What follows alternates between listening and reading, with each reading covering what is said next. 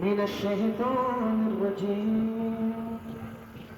أفرأيت الذي كفر بآياتنا وقال لأوتين مالا وولدا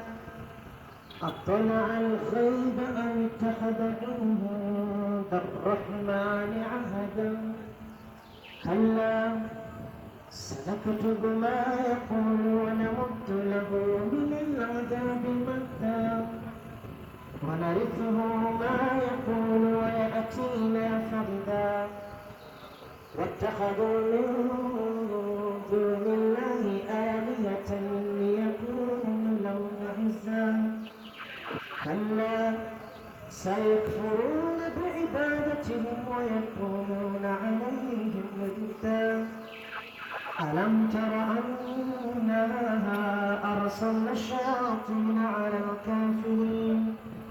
تؤزهم أزا فلا تعجل عليهم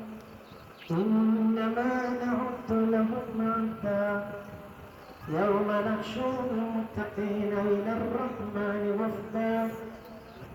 ونسوق المجرمين إلى جهنم وردا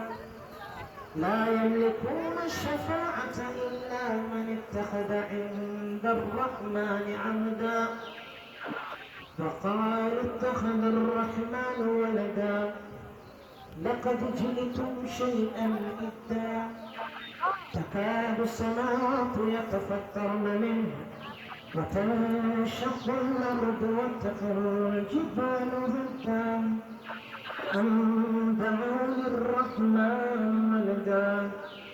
وما ينبغي للرحمن أن يتخذ ولدا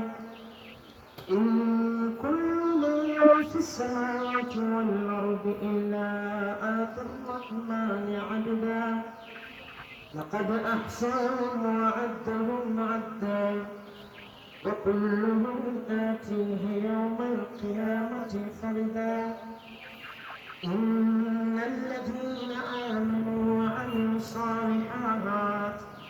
سيجعل لهم الرحمن ودا فإنما يسرناه بلسانك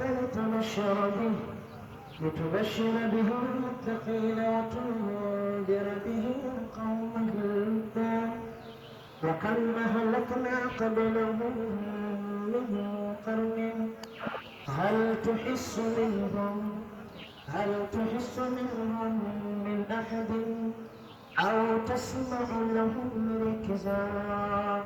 صدق الله العلي